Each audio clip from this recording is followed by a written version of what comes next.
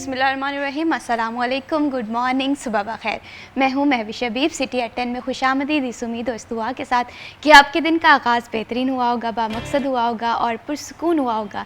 दिन के आगाज़ को बेहतरीन बनाने के लिए, अपनी ज़िंदगी को पुरसुकून बनाने के लिए दो चीज़ें बहुत ज़्यादा इंपॉर्टेंट होती हैं। एक आपकी सेहत और दूसरा जो शहर में आप रह रहे हैं, शहर में क्या चल रहा है। तो आपकी सेहत के हवाले से मैं यही कहूँगी कि जितना ज़्यादा हो सके आप अपनी सेहत का ख्याल रखें और दूसरों के लिए खैर की दुआ मांगें, क्योंकि खूबसूरती ज़िंदगी में इसी में है। और दूसरी बात, शहर की तमाम ख़बरों के साथ हम सिटी एट 10 में शामिल करते हैं वो तमाम टॉपिक जो आपकी ज़िंदगियों से डायरेक्टली रिलेट कर रहे होते हैं। आज के प्रोग्राम में हम डिस्कस करेंगे कि फैसलाबाद का मौसम कैसा रहेगा और इसके साथ साथ जो हमने देखा है कि सैलाब की सिचुएशन हर कहीं देख रहे हैं, जिसमें जंग है, तांत्या वाला है, तमाम तर रेलवे ट्रैक्स जो हैं वो काफ़ी ज़्यादा मुतासिर हुए हैं, उसकी क्या सूरत हाल है। हमारा प्यारा शहर है फैसलाबाद, उस शहर की खूबसूरती के लिए क्या क्या इक़दाम हो रहे हैं, इस शहर के मसाइल क्या हैं, ये भी बात करेंगे।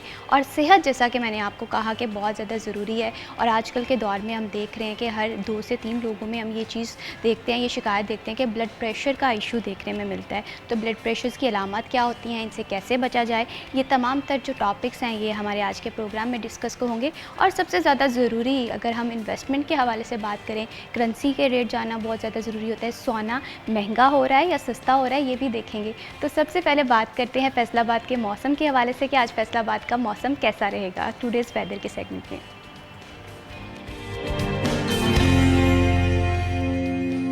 फैसलाबाद के मौसम के हवाले से बात करें तो फैसलाबाद का मौसम जो है आज से 2 दिन पहले तो काफ़ी खुशगवार दिखाई दे रहा था, लेकिन ये कल से हम देख रहे हैं कि मौसम में सफोकेशन भी है, हब्स भी है और टेम्परेचर जो है वो दोबारा से इंक्रीज़ होना स्टार्ट हो गया है। आज के अगर मौसम के हवाले से बात करें तो आज फैसलाबाद का जो टेम्परेचर है वो ज़्यादा से ज़्यादा 35 सेंटीग्रेड रहेगा और कम से कम टेम्परेचर जो है 25 सेंटीग्रेड रहेगा। मौसमी सिचुएशन के हवाले से मैंने जैसे कि बताया कि टेम्परेचर में इजाफा हो रहा है, हब्स है, सफोकेशन है, जिसकी वजह से शहरियों को तो मुश्किलात का सामना दोबारा से करना पड़ रहा है। एक तरफ हम ये सोच रहे थे कि शायद अब गर्मी दोबारा से उस तरीके से वापस नहीं आने वाली, लेकिन गर्मी जो है वो दोबारा से वापस आ गई है। अपने आप को हाइड्रेट रखना बहुत ज़्यादा ज़रूरी है, मौसम के अकॉर्डिंग अपनी सेहत का ख्याल रखना भी ज़रूरी है। जितनी ज़्यादा हो सके आप एहतियाती तदाबीरें फ़ॉलो करें, क्योंकि आपकी ज़िंदगी में मौसम जो है इसे हम कंट्रोल नहीं कर सकते, लेकिन जो मौसम है इसकी शिद्दत से हम बच सकते हैं छोटी छोटी सी एहतियाती तदाबीरें फ़ॉलो करके।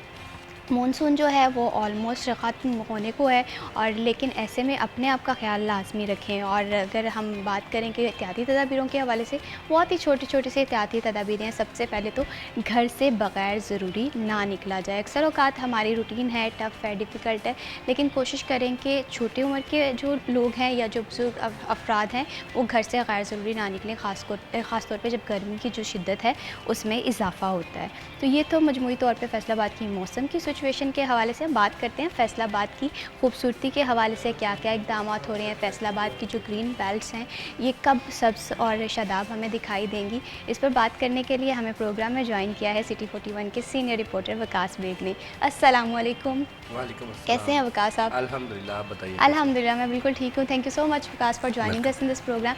ये बताइए वकास, इतना प्यारा हमारा खूबसूरत सा शहर है, इसकी खूबसूरती के लिए, इसकी ब्यूटिफिकेशन के लिए क्या क्या इक़दाम किए जा रहे हैं? बिल्कुल, इस हवाले से मैं ये कहूँगा कि ये खूबसूरत था और ख़ूबसूरत हो सकता है। फ़िल वक्त की अगर हम बात करें तो इंडस्ट्रियल शहर है, पंजाब का दूसरा बड़ा शहर है। जहाँ जाएंगे आपको खड्डे, जहाँ जाएंगे आपको परेशानियाँ, जहाँ जाएंगे आपको टूटी हुई सड़कें, खुले हुए मैन होल्स मिलेंगे।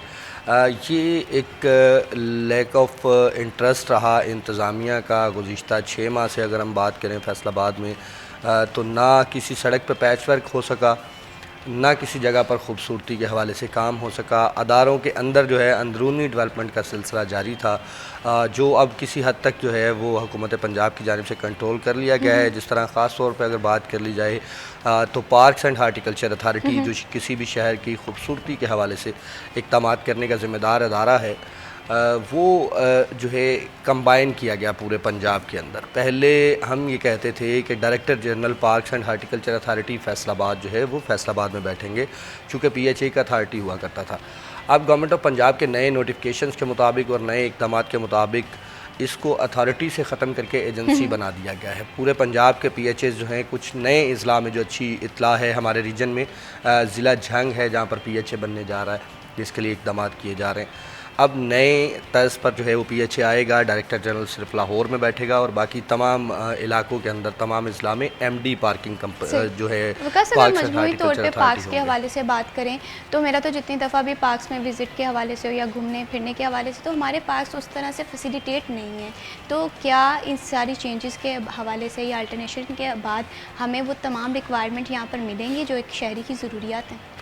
देखिए, होना भी यही चाहिए और ज़रूरत भी इस बात की है कि वही सारी ज़रूरियात, वही सारी सहूलियात मिलें जो कि कानूनी तौर पर, आइनी तौर पर एक आम पाकिस्तानी का हक़ है। लेकिन यहाँ पर एक दो नहीं, मैं हमेशा जब भी बात करता हूँ ये कहता हूँ कि अदारे जो हैं वो मुसलसल एक दूसरे से दूर होते चले जा रहे हैं, जिसके बायस जो है ना सिर्फ शहर के काम जो है वो बिगड़ रहे हैं बल्कि अवामी सहूलियात में नुमायाँ कमी आ रही है। अगर हम पार्कों की बात करें तो हालिया दिन जो हैं, जो कि मानसून के हैं, मानसून जो है अपने इख्तिताम के करीब है, मानसून की बारिशों के बायस जो है आपको शहर के मुतअद्दिद पार्क जो है वो तालाब बने हुए दिखाई देते हैं। इससे कुछ हद तक जो है वो ज़मीन का फ़ायदा होता है, क्योंकि जिस ज़मीन पर हम चलते फिरते रहते हैं उसको भी, उसके बारे में भी सोचना चाहिए। ज़मीन जो है वो रिचार्ज हो रही होती है इन्हीं पार्कों के ज़रिए से। हर ग्राउंड के अंदर पानी मौजूद होता है बारिशों का। अलबत्ता सहूलियात की जिस तरह हम बात करते हैं, सहूलियात पार्क के नाम पे होनी चाहिए, झूलों के हवाले से। किसी पार्क में आप जाके खूबसूरत सरसब्ज़ माहौल में वॉक कर सकें, चाहे वो आपकी मॉर्निंग वॉक हो या इवनिंग वॉक हो। आप पार्कों के अंदर बैठ के, हम एक ज़माना था जब हम देखते थे कि बाग जना के अंदर बच्चे जो हैं वो बैठ के पढ़ रहे होते थे, ट्यूशन की क्लासेस जो हैं वो हो रही होती थी। अब ऐसा कुछ नहीं है। अब सूरत हाल जो है एक बार फिर से बेहतर करने के हवाले से सॉरी, जो नए कमिश्नर फैसलाबाद आए हैं, तैनात हुए, इन्हें भी 10 रोज़ से ज़्यादा हो गए हैं, राजा जहांगीर अनवर, वो ब्यूटिफिकेशन पे जो बड़ी धड़ाधड़ मीटिंग्स कर रहे हैं और इस पे मुझे उम्मीद भी है, चूँकि अच्छे की उम्मीद रखनी चाहिए कि आइंदा दिनों के अंदर फैसलाबाद की खूबसूरती के हवाले से कुछ काम जो है वो होता हुआ दिखाई देगा। बिल्कुल इसी तरह से अभी आपने एक बहुत ही ख़ास बात की है कि हम देखते थे कि इससे पहले बच्चे जो हैं वो पार्क्स में पढ़ाई के गर्ज से आ रहे थे, मॉर्निंग वॉक का सिलसिला भी हमने देखा था।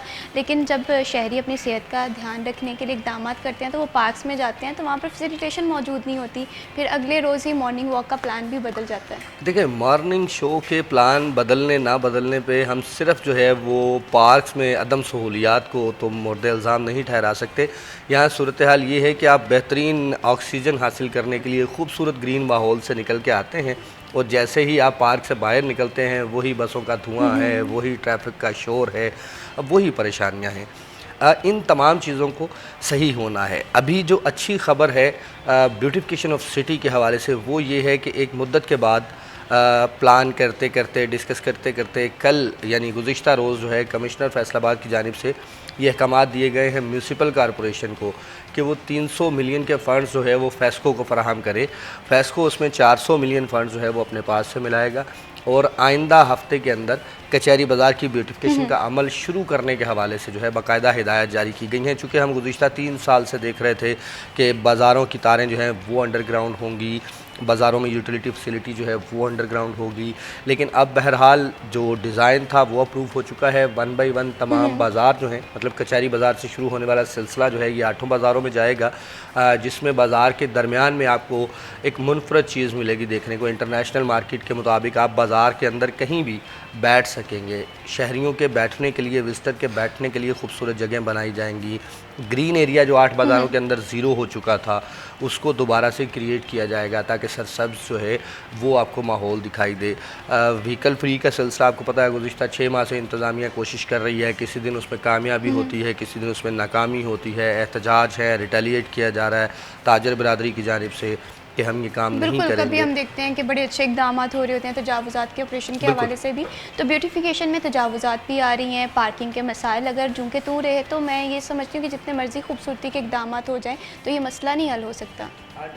इसमें यही कोशिश की जा रही है। पहले तजावज़ात जो है उनके ख़िलाफ़ ऑपरेशन किया गया 8 बाज़ारों में और ये योमिया बुनियादों पर जारी रहा, यानी रोज़ाना अगर कोई एक शख्स भी आगे ठेला लगाता था तो उसको उठा लिया जाता था। अच्छा, इसी तरह से जो पार्किंग के हवाले से है तो वही जो है सिलसिला रोज़ाना की बुनियाद, कहीं ज़्यादा सख्ती कहीं कम सख्ती के बुनियाद पर जो है वो चलता रहा, चूँकि इंतज़ामिया मशगूल है दीगर कई कामों के अंदर ना।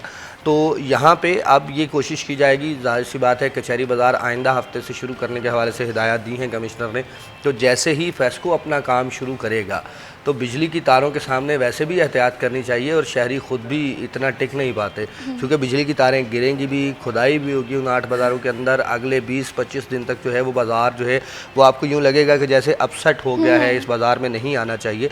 लेकिन किसी भी खूबसूरत इमारत को बनाने के लिए, किसी भी खूबसूरत जगह को बनाने के लिए पहले वहाँ पर बिल्कुल, और मशीनरी अगर 8 इस्तेमाल बाज़ारों होती के है। मिसाल के हवाले से बात करें ना, लटकती तारों का मामला इतना पुराना था। हमने देखा कि ऐसे वाक़यात भी हुए जिसमें आग भी लगी दुकानों में, शहरियों की ज़िंदगियाँ जो हैं वो भी मुतासिर हुई। तो काफ़ी देर से ये दरीना मुतालबा था बिज़नेस कम्युनिटी का कि इस शहर की ब्यूटिफिकेशन के साथ-साथ इनके मसाइल को भी सुना जाए। बिल्कुल ऐसा ही है, मैं ये समझता हूँ, बल्कि मैं इसको अपनी अच्छी किस्मत ही कहूँगा कि अवैध साहब भी हमारे साथ मौजूद हैं। हमने गुज़िश्ता 10 साल से अगर हम बात करें तो 41 ने अपने मार्ज़ वजूद में आने के बाद से 8 बाज़ारों के ताजरों को कभी तनहा नहीं छोड़ा। हमेशा 8 बाज़ारों के ताजरों के मसाइल दिखाए, और सबसे ज़्यादा लटकती तारों पर आवाज़ जो है वो मैं समझता हूँ कि इस प्लेटफार्म से अवैध साहब ने उठाई। हर तीसरे रोज़ फेस्को को झंझोड़ने की कोशिश की कि भाई आपकी तारें लटक रही हैं, इससे हादसात हो रहे हैं। ज़िला इंतज़ामिया को जगाया गया, कोशिश की गई। अब बहरहाल वो कोशिशें जो हैं वो रंग लाती हुई दिखाई दे रही हैं कि एक बड़ा मंसूबा था जिसके लिए बड़े फ़ंड्स दरकार थे। अब कुछ आहिस्ता आहिस्ता करके वो फ़ंड्स भी रिलीज़ होंगे, और म्यूनसिपल कॉरपोरेशन से पैसे मिलना ये एक बड़ा कारनामा मैं समझता हूँ कि कमिश्नर फैसलाबाद का है। पहले कहीं कमिश्नर आए, मीटिंग्स हुई, लेकिन ये अलाउ नहीं किया जा उसका सका। सवाल ये है कि हमने इससे पहले देखा है कि प्रोजेक्ट्स जब भी आते हैं बड़ी ज़ोरों शोर से आते हैं, और हम ये उम्मीद बांध देते हैं कि अब ये मसला जो है हल होता हुआ दिखाई देगा। जैसे लटकती तारों के हवाले से है, तजावुज़ात के हवाले से, ऐसे तजावुज़ात का ऑपरेशन जब भी आया था हम लोगों ने सोचा था कि मसला हल हो जाएगा, लेकिन उसका फॉलोअप नहीं रखा गया। अब ये जो लटकती तारों का मामला है, ब्यूटिफिकेशन का मामला है, ये आप देख रहे हैं कि ये हल होता हुआ दिखाई देगा, या वक्ती तौर पे 10 से 15 दिन हम देखेंगे कि बड़ा एक्टिवली काम हुआ है और उसके बाद ये प्रोजेक्ट भी सिर्फ फाइल की ज़ीनत बन गया है? नहीं, मैं इस पे ये बात बताऊं कि ये करना ही होगा, या तो इसको शुरू ना करें, और अगर फेस्को इसको शुरू करता है तो फिर इसको आखिरी न्याय तक पहुंचाना ही होगा। ये ज़रूरी है, क्योंकि ऐसा नहीं हो सकता कि एक गली की तार जो है एक चौराहे से आप अंडरग्राउंड कर दें और दूसरे चौराहे से आपके पास पोल लगे हुए हों। ये ऐसा एक मामला है, ये कोई इतना आसान काम नहीं है, ये पूरा डेंजरस अमल है जिसमें बिजली की लटकती तारें हैं। आपने सैकड़ों मीटर जो एक बाज़ार के अंदर लगे हुए हैं उन सब की तारें जो हैं वो रिप्लेस करनी है, मीटर चेंज करने हैं, और फिर इंतज़ामिया अब एक पेज पे है। यानी मैंने बड़े अरसे बाद देखा कि कल कमिश्नर ऑफिस में जब इजलास हुआ तो इजलास के अंदर SNGPL के अफसरान भी मौजूद थे, इजलास के अंदर फेस्को के चीफ भी मौजूद थे, इजलास में डिप्टी कमिश्नर्स, ताजर बिरादरी, मतलब तमाम महकमे, पार्क्स एंड हार्टिकल्चर अथॉरिटी हो, वेस्ट मैनेजमेंट कंपनी हो, फैसलाबाद डेवलपमेंट अथॉरिटी हो, ये सब मौजूद थे। और ये डिज़ाइन जो है वो नेस्पाक की जानिब से किए जा रहे हैं। नेस्पाक फ़िलहाल तक ऐसा एक अदारा पाकिस्तान के अंदर मौजूद है कि नेस्पाक की इंजीनियरिंग को जो है वो बाकी तमाम अदारों की बिल्कुल इसी इंजीनियरिंग से तरह से बेहतर है। समझा फेस्को के जाता है। मामलात किस तरह से है, लटकती तारों के मामलात हल कराने में फेस्को जो है वो कितना ज़्यादा अमली जो इक़दामात करेगा, इस पर बात करने के लिए हमारे साथ मौजूद होंगे सिटी 41 के रिपोर्टर वैस अली भी। लेकिन यहाँ पर वक्त हुआ एक छोटी सी ब्रेक का, कहीं मत जाइए, हमारे साथ रहिए।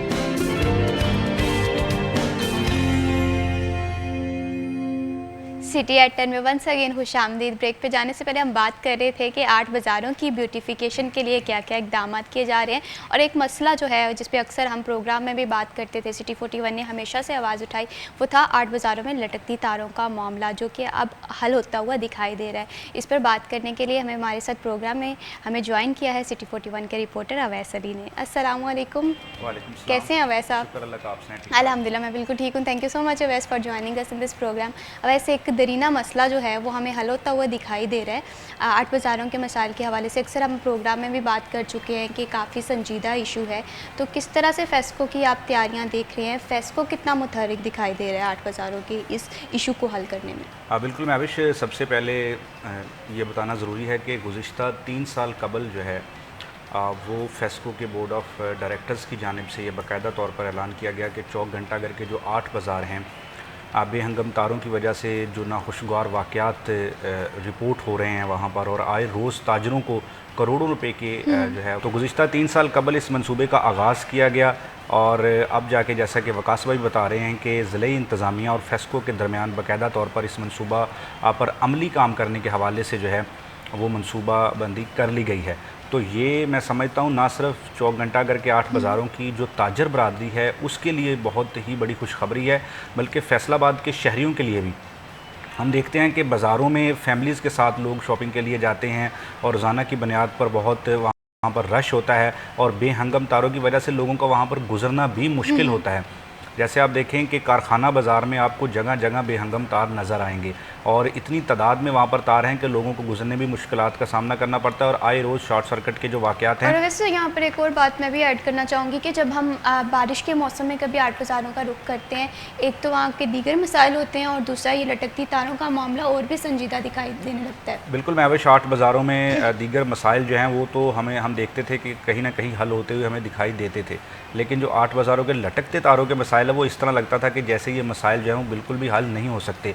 अब जो है इस पर अमली काम शुरू होगा, खुदाई की जाएगी, ज़ेर ज़मीन जो है वो जदीद बिजली सिस्टम बिछाया जाएगा और जब ये मंसूबा शुरू कर लिया जाएगा तो मैं समझता हूँ ये कंप्लीट भी होगा, क्योंकि जो ज़ेर ज़मीन जब तार बिछाए जाएंगे तो उसको ऐसे नहीं छोड़ा जाएगा, उससे मज़ीद नाखुशगवार वाक़यात जो हैं वो रोनमा हो सकते हैं, लोगों को करंट लगने के जो वाक़यात हैं वो हो सकते हैं। तो फेस्को की जानिब से इस मंसूबे को इसका आगाज़ किया जाएगा।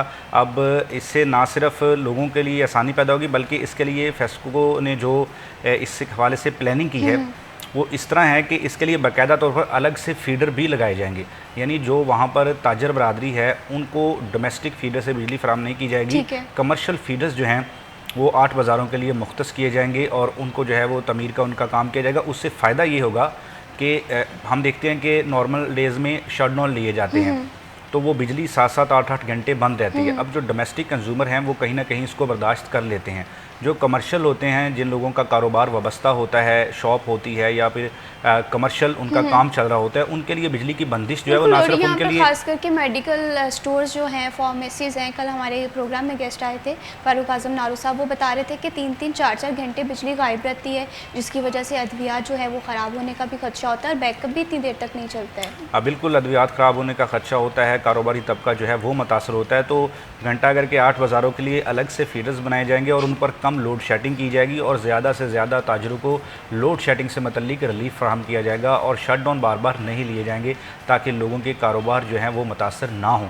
हम देखते हैं कि कारोबारी तबका की जानिब से सबसे बड़ा शिकवा ही फेस्को से ये किया जाता है कि जो शटडाउन हैं वो हफ़्ते में 2-2 3-3 बार लिए जाते हैं, जिसकी वजह से उनको अपना काम बंद करना पड़ता है और उससे जो है वो लेबर का काम भी मुतासर होता है और बेरोज़गारी भी फैलती है। चौक घंटाघर के 8 बाज़ारों का ये मंसूबा, जिस पर अब फेस्को और ज़िला इंतज़ामिया की जानिब से ये अंदिया दिया गया है कि उस पर जो है वो काम शुरू कर लिया जाएगा, तो इससे जो है वो लोगों के लिए आसानी होगी, ताजर बरादरी के लिए आसानी होगी। लेकिन वही बात कि इस मंसूबा को फिर जल्द से जल्द जो है वो मुकम्मल किया जाए और तमाम बाज़ारों में, ना कि 1-2 बाज़ार में जदीद बिजली सिस्टम बचा के उसको छोड़ दिया जाए। और हम देखते हैं कि जब मंसूबों पर काम शुरू हो जाता है वो 2-2 3-3 साल जो है वो होता रहता है और वो प्रोजेक्ट शहरियों के लिए वबाल जान बन जाता है। उसमें रोड्स की तमीर हो, जिस रोड्स की तमीर शुरू हो जाती है हम देखते हैं कि वो आसानी पैदा करने के लिए लोगों के लिए सालों साल मुश्किल का बायस बनता रहता है और उससे हादसात जो हैं वो मज़ीद होना शुरू हो जाते हैं। तो ये इंतहाई खुश आइन है कि घंटाघर के 8 बाज़ारों में जदीद बिजली सिस्टम जो है वो बिछाया जा रहा है और हम ये उम्मीद करते हैं कि म्यूनसिपल कॉरपोरेशन की जानिब से जो बजट फेस्को को देना है, क्योंकि फेस्को इससे मुतल्लिक 7 से 8 बार ज़िला इंतज़ामिया को लेटर लिख चुका है कि एग्रीमेंट के मुताबिक जो आपने बजट फराहम करना था वो आप हमें फ़राहम नहीं कर रहे, जिसकी वजह से मंसूबा पर अमली तौर पर काम शुरू नहीं हो रहा। और इसी वजह से ना मंसूबाज इतने ज़्यादा पेंडिंग पे चले जाते हैं। वकास बेग, आपसे ये जानना चाहती हूँ कि आप फेस्को के जो मंसूबा जाते हैं उस पर हम इकदाम तो देख रहे हैं, तो क्या फ़ंड्स मौजूद हैं? देखिए, मैं भी इस हवाले से जिस तरह वैसे भी बात की कि फेस्को जो है वो बार बार लिख रहा था ज़िला इंतज़ामिया को कि मुकर्रर करदा और तयशुदा बजट जो है वो फराहम किया जाए ताकि फेस्को उसमें अपना हिस्सा शामिल करके, फेस्को चूँकि एक वफाकी अदारा है, वफाकी अदारा अपना हिस्सा शामिल करके सूबाई अदारों के साथ मिल के एक मुश्तरका एडवेंचर जो है वो कर सके। अब इसमें सूरत हाल ये थी कि सिर्फ बिजली की तारें बिछा देना काफ़ी नहीं थी। जिस तरह से 8 बाज़ारों की ब्यूटिफिकेशन के हवाले से बात हो रही है, अगर कॉन्सेप्ट आपके जहन में आ रहा हो तो एक ही बाज़ार के बिल्कुल दरमियान में आपको सिटिंग एरिया मिलेगा बड़ा खूबसूरत शहरियों के लिए। बाज़ार आपको जो है ना घर के लॉन जैसा बनाने की कोशिश की जा रही है कि आपको घर के लॉन जैसा माहौल मिले, बाज़ार में गाड़ी कोई ना हो, शोर कोई ना हो, तजावज़ात कोई ना हो, आप सिर्फ अपनी दुकानों पर जाएँ और बाज़ार को बाकायदा इंजॉय करें, शॉपिंग को जिस तरह से करना चाहिए। अब यहाँ पे एक चीज़ का इंतज़ार किया जा रहा था कि फ़ंड्स जो हैं वो हुकूमत पंजाब की जानिब से जो हालिया बजट के अंदर मिले हैं 8 बाज़ारों के लिए, चूँकि सिर्फ एक काम नहीं होगा, ये आइंदा 100 साल की प्लानिंग जो है उसके तहत काम किया जा रहा है कि इन्हीं 8 बाज़ारों के अंदर जैसे ही फेस्को ने चूँकि खुदाई तो करनी है अपनी तारों को अंडरग्राउंड करने के लिए, उसी सूरत हाल में बाकी इदारों को साथ मिलाया गया है ताकि आइंदा एक लंबे अरसे तक ना 8 बाज़ारों के अंदर कोई सीवरेज के मसाइल सामने आए, ना 8 बाज़ारों के अंदर कोई SNGPL के मसाइल सामने आए, ना 8 बाज़ारों के अंदर PTCL की बिछी हुई अंडरग्राउंड तारों के मसाइल सामने आए। इन सारी चीज़ों को कलेक्टिव एफर्ट के ज़रिए से जो है वो किया जा रहा है ताकि एक ही जगह पर तमाम काम जो है वो यकम शुरू हों और उसके बाद रोड कारपेट भी हो सके। 8 बाज़ार हमारे वो अहम हिस्सा हैं शहर के। शहर फैसलाबाद में बड़ी और भी मार्केट्स मौजूद हैं, लेकिन 8 बाज़ार एक सिंबल है, फैसलाबाद की पहचान है। बिल्कुल, कुछ लोग इनको तो जल्द घूमने से भी आ जल्द रहे है, होते हैं। बिल्कुल ऐसा ही है, दूर दराज से आ रहे होते हैं। अभी फ़िल वक्त अगर आप कभी अपनी फैमिली के साथ वहाँ पे शॉपिंग के लिए जाएँ ना, तो सबसे बड़ी टेंशन ये होती है गाड़ी कहाँ पार्क होगी। उसके बाद इतने रश में से और बड़ी गाड़ियों में से, लोडेड गाड़ियों में से फैमिली को लेके, बच्चों को लेके आप गुजरेंगे कैसे। 70% लोग, 80% लोग 8 बाज़ारों में शॉपिंग के लिए आते हैं, लेकिन अपने बच्चों को साथ नहीं ला पाते। कंजस्टेड सा टाइम वहाँ पे, चूँकि बहुत ज़्यादा रश, गर्मी, सफोकेशन का माहौल, गिरती तारें, टूटी सड़कें, ये चीज़ें थी। अब ये मंसूबा यकमुश्त सारा मुकम्मल होगा। कुछ वक्त लगेगा, कुछ परेशानियां ज़रूर आएंगी, लेकिन मैं समझता हूं कि जिस तरह कल ये अहकामात दिए गए हैं कि आइंदा हफ्ते इस पर काम शुरू कर लिया जाए, ये डेडलाइन पहली बार आई है। हर बार ये कहा जाता था कि 1 महीने में, 2 महीने में, आइंदा माह, रवा माह के इख्तिताम पे इस तरह की बातें होती थी। अब ये हिदायत आई हैं कि आप अगले हफ्ते इसको शुरू करें। खास ये भी बताइएगा कि बिज़नेस कम्युनिटी का क्या इसमें इक़दाम है? बिज़नेस कम्युनिटी का इस पर मिला जुला रद्द अमल है, चूँकि तमाम ताजर बरादरी जो है वो ये नहीं चाहती कि उनके बाज़ार बुरे लगें, वो चाहती है कि अच्छे लगें। लेकिन तमाम ताजर ये भी नहीं चाहते कि तजावज़ात ख़त्म हो जाए, चूँकि तजावज़ात लगाने वाले कौन हैं? खलाई मखलूक तो तजावज़ात नहीं लगाती, तजावज़ात लगा रहे हैं आपके मेरे जैसे लोग। तजावज़ात लगवा रहे हैं वो ताजर जिनको हम कलगी वाले और चोटी के ताजर कहते हैं कि ये बड़ा ताजर है शहर का। जितना बड़ा ताजर है उतने तजावज़ात का ज़्यादा हामी है। उसकी दुकान की, अपनी दुकान के सामने जो है, आप किसी मार्केट को देख लें, जो बड़ा ताजर होने का दावेदार है उसकी अपनी दुकान के सामने 10 ठेले मौजूद हैं और बाकायदा उनसे किराया वसूल किया जाता था। अब अगर इंतज़ामिया उसको कवर करने की कोशिश कर रही है, एक वक्त लगा इस ढील को खींचने में, एक वक्त लगा इस तजावज़ात के ख़िलाफ़ इस अंदाज़ का ऑपरेशन करने में। अभी भी जिस तरह आप भी बात करी थी कि तजावज़ात के ख़िलाफ़ ऑपरेशन मुकम्मल हो जाना, आप 100% नहीं कह सकते कि मुकम्मल हो गया। कहीं ना कहीं कुछ ना कुछ तजावज़ात की सूरत में मौजूद है। क्योंकि ताजिर कम्युनिटी का पॉइंट ऑफ व्यू जानना यहाँ पर इसीलिए भी ज़रूरी है कि कोई भी नया प्रोजेक्ट आता है, कोई भी नई इम्प्लीमेंटेशन आती है, तो हमें सबसे ज़्यादा जो फीडबैक है वो बिजनेस कम्युनिटी से लेना चाहिए। इसमें बहुत से ताजर जो हैं वो खुद इस चीज़ में फ्रंट फुट पे दिखाई दे रहे हैं कि जी आप हमारे बाज़ारों को खूबसूरत बनाएं, आप हमारे बाज़ारों को कुशादा बनाएं, ताकि कस्टमर आए, कस्टमर यहाँ पे टाइम स्पेंड करे और ख़रीदारी ज़्यादा से ज़्यादा कर सके। ठीक है, लेकिन इसमें जैसे मैंने बताया ना कि हर जगह पे सोच, 2 नज़रिए होते हैं। यहाँ पे भी 2 नज़रिए हैं। कुछ लोगों को ये लग रहा है कि बाज़ार खूबसूरत होंगे तो बिज़नेस बढ़ेगा। कुछ लोगों को ये लगता है कि अगर बाज़ार खूबसूरत हो गए या बाज़ारों को कुशादा कर दिया गया तो हमारे ठेले पथारे वो कहाँ जाएंगे। ठीक है, इस तरह ये दोनों तबकात जो हैं, ताजर बरादरी जो गवर्नमेंट के साथ मौजूद है, जो फ्रंट फुट पे है गवर्नमेंट के साथ कि इन 8 बाज़ारों को मसाइल से पाक होना चाहिए।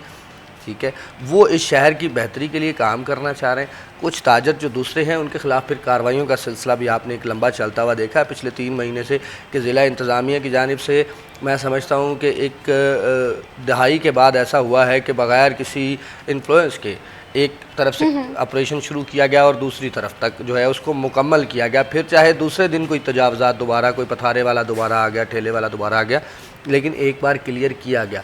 इसी तरह ये बाज़ारों के क्लियर करने का, क्लियरेंस का जो अमल है, ये अगर आहिस्ता आहिस्ता चलता रहा है गुज़िश्ता 1.5 माह से, अभी क्या आगे भी सूरत हाल आप मज़ीद देख रहे हैं कि बेहतरी आई है? अगर तजावुज़ात के हवाले से बात करें, शर्ट सर्विस के हवाले से बात करें, ये मुझे लगता है कि ज़िला इंतज़ामिया ने ना गाड़ी को 5वें गियर में डाल के तीसरे पे ब्रेक लगाई है। मतलब पहले यही ऐलान किया गया था कि हर चीज़ ख़त्म, पार्किंग नहीं, व्हील नहीं चलेगा, बाज़ारों के अंदर कोई पहिया नहीं जाएगा। ठीक है, लेकिन आहिस्ता आहिस्ता उसमें नरमी आई है। उसमें नरमी आने के बाद फिर नरमी जैसे इंतज़ामिया नरमी करती है ताजर बरादरी की सिफारिशों। अब उसके बाद जो फ़ायदा उठा जाते हैं, अब आप जाके देखें चनियोड़ बाज़ार के अंदर उसी तरह से मोटरसाइकिलें आपको मिलेंगी। बिल्कुल इसी तरह से आर्ट बाज़ारों की खूबसूरती को बहाल करने के लिए ज़िले इंतज़ामिया और फेस्को जो है वो मुतहरिक हो गए हैं। लेकिन अगर खूबसूरती के साथ साथ मसाइल के हवाले से बात करें, शहर के पार्किंग सिस्टम्स को भी बेहतर करने की ज़रूरत है। ऐसे बेशुमार मसाइल हैं जो फैसलाबाद में मौजूद हैं, जिन पर हम बात करेंगे। लेकिन यहाँ पर वक्त हुआ एक छोटी सी ब्रेक का, कहीं मत जाइए, हमारे साथ रहिए।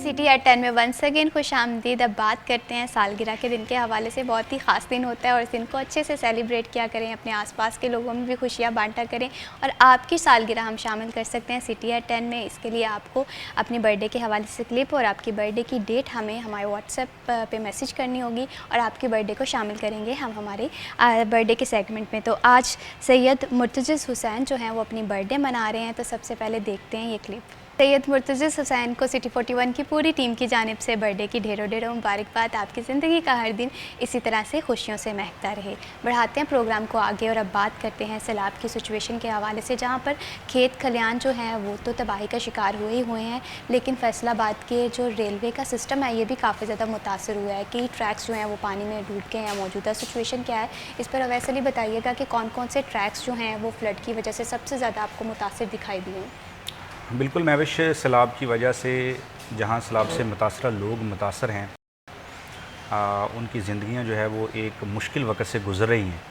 वहीं पर जो दीगर लोग हैं, जैसे फैसलाबाद रेलवे स्टेशन है, तमाम ट्रेनें जो फैसलाबाद से रावलपिंडी, कराची, लाला मूसा और सिंध की जानब रवाना होती थी, अब उनका फैसलाबाद का जो रूट है आज 10 रोज़ से बंद पड़ा हुआ है। अब जो है वो फैसलाबाद से ताहाल दीगर शहरों को रेलवे ट्रेनों का जो शेड्यूल है वो जारी नहीं हो रहा। महकमा रेलवे का ये कहना है कि अब्दुल हकीम ट्रैक पर पानी आने की वजह से फैसलाबाद का जो रूट है वो बंद किया गया है, जिसमें शालीमार एक्सप्रेस, पाकिस्तान एक्सप्रेस, रहमान बाबा एक्सप्रेस और कराक्रम एक्सप्रेस जो है वो फैसलाबाद से दीगर शहरों को रवाना नहीं हो रही।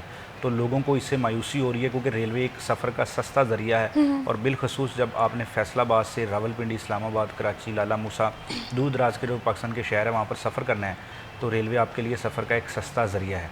तो मुसाफिरों को तो मुश्किलात का सामना है ही, उसके साथ साथ वो लोग जिनका फैसलाबाद रेलवे स्टेशन से रोज़गार वाबस्ता है, वहाँ पर जो स्टॉल्स वाले हैं उनका काम 10 रोज़ से बंद पड़ा हुआ है। और उसके साथ साथ जो कूली हैं जो स्टेशन पर ही काम करते हैं वो भी बेरोज़गार हैं, उनका काम भी जो है वो नहीं चल रहा। इसकी वजह से जो है वो लोगों को मुश्किलात का सामना है।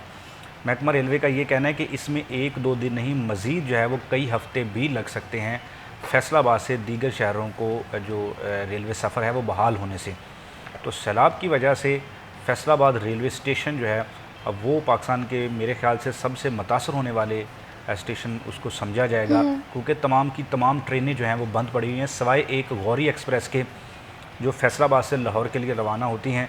और दीगर ट्रेनों का जो रेवेन्यू है वो बहुत बुरे अंदाज से मुतासर हो रहा है। 2 करोड़ रुपये के करीब जो है वो फैसलाबाद रेलवे स्टेशन का। कोई अल्टरनेटिव प्लान भी है ट्रेन के हवाले से?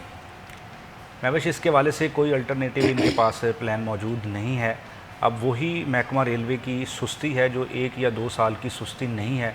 ये जब से पाकिस्तान बना है हम कह सकते हैं कि ये 70 साल की सुस्ती है कि कोई ऐसे इक़दामात नहीं किए गए कि हम देखते हैं कि ट्रैक पर अगर ज़रा सा भी पानी आ जाए तो ट्रेनें जो हैं वो बंद हो जाती हैं। और इसके अलावा भी बारिशों के मौसम में अगर हम देखते हैं कि जुमरा का जो ट्रैक है वहाँ पर अगर पानी आ जाता है तो ट्रेनों की जो स्पीड है वो बिल्कुल जो है वो ज़ीरो के करीब चली जाती है और बहुत आहिस्ता से जुमरा से फैसलाबाद पहुँचने के लिए ट्रेन को 1 घंटा जो है वो लग जाता है। हम देखें कि किस तरह के जो है वो हमने इक़दामात किए हैं और ट्रेन जो कि बेहतरीन रेवेन्यू आज भी फ्राहम करती है। मुल्क में कोई हंगामी सूरत हाल हो या दीगर ट्रांसपोर्ट मुतासर हो तो फैसलाबाद रेलवे स्टेशन समेत दीगर रेलवे स्टेशन पर हमें रश दिखाई देता है। इतने मामलात के बावजूद भी, ट्रेनों की बंदिश तख़ीर के बावजूद भी लोग जो हैं वो कसीर तादाद में ट्रेनों का सफ़र करना चाहते हैं। तो महकमा रेलवे ना तो ट्रेनों की अच्छे तरीके से प्राइवेटाइजेशन कर सका है और ना ही जो ट्रेनें मौजूद हैं उनको दुरुस्त अंदाज में चला सका है। तो इस वजह से ट्रेनों की तख़ीर का तो एक दरीना मसला है, आए रोज़ ट्रेनें तख़ीर से ही पहुंचती हैं।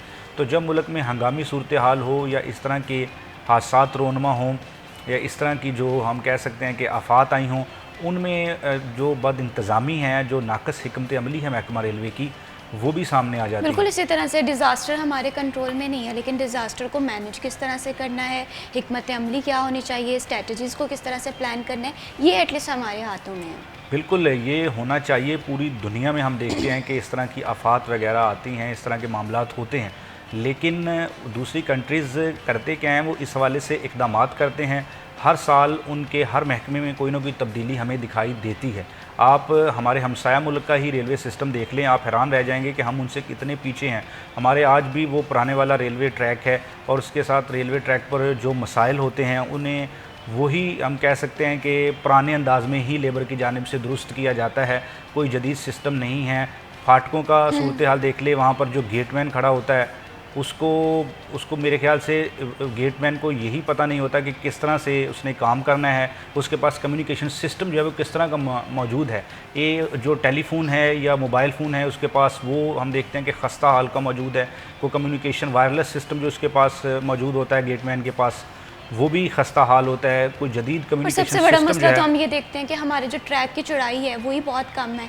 अगर एक दफ़ा ट्रैक बंद हो गया, फाटक बंद हो गया, तो हम देखते हैं कि घंटों घंटों ट्रैफिक जाम इसी बिल्कुल वजह से घंटों हमें ट्रैफिक देखने जैम को रहती है। और मिलता फैसलाबाद के अंदरून में जो फाटक मौजूद हैं, जिनमें तारकाबाद का फाटक है, निगहबानपुरा का, समनाबाद का फाटक है, ये रेलवे हेडक्वार्टर की जानिब से वाज़िया तौर पर फैसलाबाद रेलवे इंतज़ामिया को हदायत जारी की गई थी कि जो शहर के अंदरून में फाटक मौजूद हैं उनकी चढ़ाई जो है वो 50 फुट से भी बढ़ाई जाए, ताकि जैसे ट्रेन की ट्रेन आती है तो फाटक जब बंद किया जाता है उसके बाद जब खुलता है तो आसानी के साथ शहर की ट्रैफिक जो है वो गुजर सके। लेकिन हम देखते हैं कि जो फाटकों की चढ़ाई है वो इंतहाई कम है।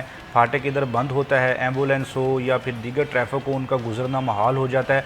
और उससे मुल्हिका जो रोड्स होते हैं फाटक से, वहाँ पर भी ट्रैफिक जो है वो जाम हो जाती है और लोगों को घंटों ट्रैफिक की बंदिश का सामना करना बिल्कुल पड़ता इसी है। तरह से कुछ लोग ऑफिस के लिए लेट हो रहे होते हैं, कुछ सुबह सुबह स्कूल्स के लिए लेट हो रहे होते हैं। तो कहीं ना कहीं हमें ये जो छोटे छोटे मसाइल लग रहे होते हैं ये बहुत बड़ा इम्पैक्ट डालते हैं। विकास, कभी आपने रेलवे पे सफ़र किया है? मैंने तो कभी, अब जब से 10-15 साल हो गए, मैंने तो कभी रेलवे का सफ़र उस तरह से नहीं किया। तो जब आप रेलवे का सफ़र आपने किया तो क्या क्या कमियाँ, क्या क्या कमी पेशी आपने नोटिस की है कि ये एटलीस्ट रेलवे के निज़ाम में मौजूद नहीं होनी चाहिए ताकि मुसाफिरों को सहूलियत दी जाए? देखिए महविश, आपने एक क्वेश्चन किया कि कितना सफ़र किया। मैं समझता हूँ कि इंसानियत के बाद चीज़ों के अंदर जिस चीज़ से सबसे ज़्यादा मुझे प्यार रहा, लगाव रहा, वो रेलवे का सफ़र था। चूँकि मैं कराची से बड़ा गहरा ताल्लुक़ है, फैसलाबाद से कराची आना जाना, महीने में 2-2 बार हमने सफ़र किया रेलवे का। ट्रेन का सफ़र, जिस तरह अवैस ने कहा कि सहूलियात से खाली हो, फुकदान हो सहूलियात का, लेकिन इसके बाद भी शहरी चाहते हैं कि वो ट्रेन का सफ़र करें, ठीक है। और ट्रेन का सफ़र किया जाता है, उसकी सहूलियात को बेहतर किया जाना जो है वो इस बात की गमाज़ी हो सकता है कि मज़ीद लोग जो हैं वो रेलवे की तरफ आएंगे। नो डाउट कि अब मोटरवेज़ बन गई हैं, in case of any emergency जो है बाय रोड सफ़र किया जाता है दूर दराज शहरों का भी। लेकिन ट्रेन सफ़र जो है ये सिर्फ सफ़र नहीं होता, ये एक कहानी होती है जहां आपको नए लोग, नए चेहरे मिलते हैं। बजाय इसके कि आप अपनी एक बंद गाड़ी में सफ़र करें, बजाय इसके कि आप ट्रेन के डिब्बे में बैठे हैं, हर सीट पे एक मुख्तलिफ शहरी है, सबकी मंजिलें रास्ते में मुख्तलिफ हैं, लेकिन सफ़र का रास्ता जो है वो एक ही तरफ। ये बड़ा मज़ेदार सफ़र होता है। और रेलवे, जिस तरह अवैस ने कहा कि बहुत ज़्यादा ज़रूरत है इसको इम्प्रूव किए जाने की, जिस पर दावे वादे किए जाते हैं कि जी अच्छा रेलवे इम्प्रूव होगी, और ये होनी भी चाहिए। अब जिस तरह से सैलाबी सूरत हाल की अगर हम बात कर लें तो हर ट्रैक पे पानी बिल्कुल, मौजूद ट्रैक पे है, भी फैसलाबाद पानी से जाने मौजूद है। वाले काफ़ी जितने ट्रैक्स जो रास्ते हमें हैं। मुतासिर दिखाई दे रहे हैं, कौन कौन से ट्रैक सबसे ज़्यादा मुतासिर हुए हैं इस पर भी हम बात करेंगे। लेकिन यहाँ पर वक्त हुआ एक छोटी सी ब्रेक का, कहीं मत जाइए, हमारे साथ रहिए।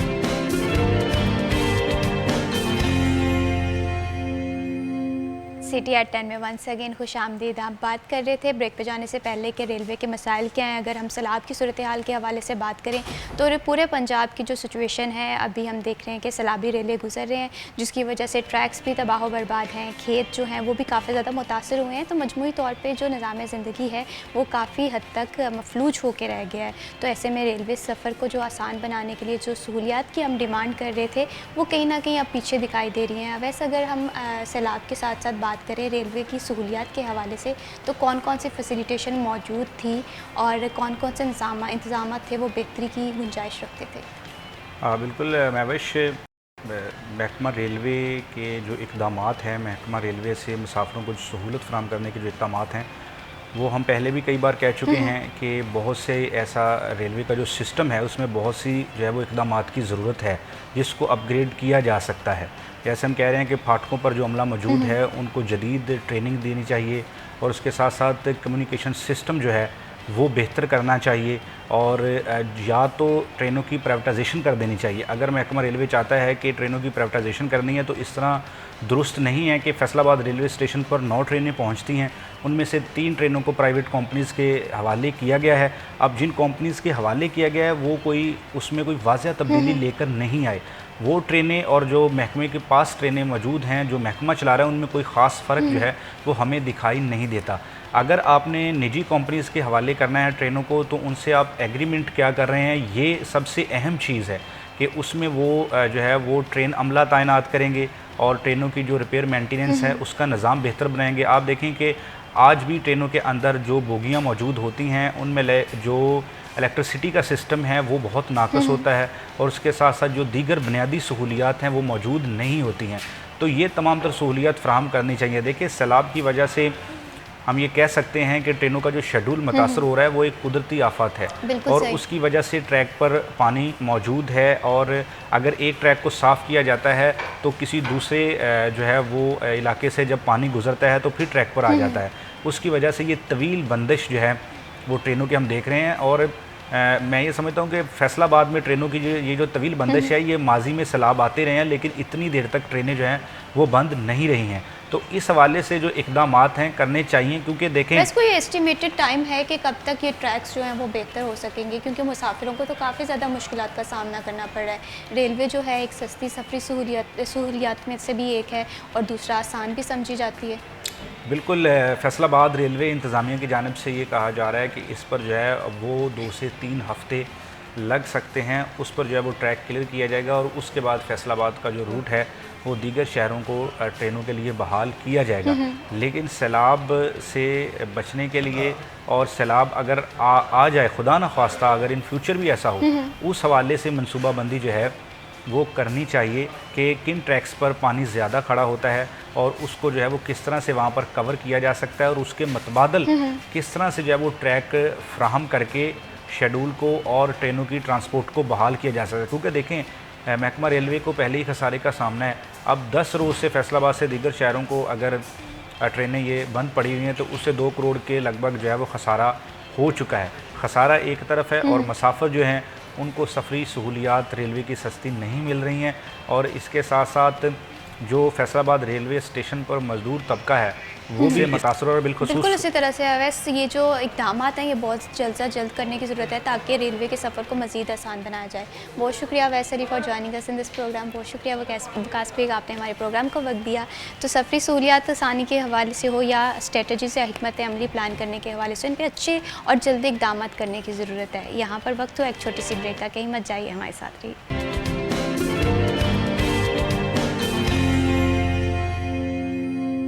सिटी एट 10 में वंस अगेन खुश आमदीद बढ़ाते हैं प्रोग्राम को आगे और अब बात करते हैं सेहत के हवाले से।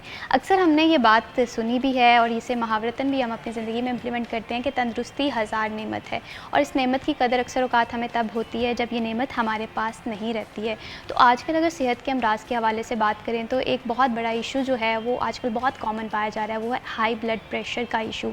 इसे खामोश कातिल भी कहा जाता है और एक इंसान की ज़िंदगी के लिए जानलेवा भी साबित होता है। तो ऐसे में ब्लड प्रेशर है क्या, इसकी अलामत किस तरह से होती हैं, कौन कौन से घरेलू टोटके हैं जो हम इनिशियल स्टेज पे इस्तेमाल करके ब्लड प्रेशर को कंट्रोल कर सकते हैं, ये जानना बहुत ज़्यादा ज़रूरी है। क्योंकि ज़िंदगी है तो तमाम तर चीज़ें ज़िंदगी के साथ साथ चलती रहती हैं, तो सेहत पे ध्यान देना बहुत ज़्यादा ज़रूरी है। हाई ब्लड प्रेशर की क्या अलामत हैं, किस तरह से इसे टैकल किया जाता है, इस पर बात करेंगे। और इस पर बात करने के लिए आज हमारे साथ प्रोग्राम में मौजूद हैं हकीम मोहम्मद उस्मान गुरदासपुरी।